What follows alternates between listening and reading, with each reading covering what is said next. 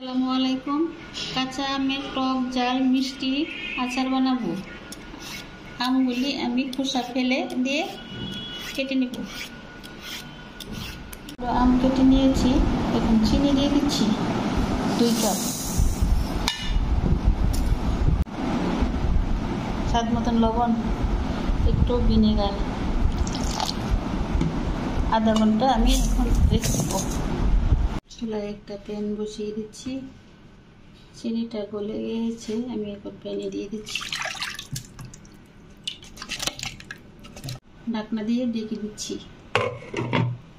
5-6 minute পর ঢাকনাটা খুলে দিয়ে দিচ্ছি হাফ চামচ হলুদের গুঁড়া, হাফ চামচ মরিচের গুঁড়া, হাফ চামচ পাঁচফোড়নের গুঁড়া।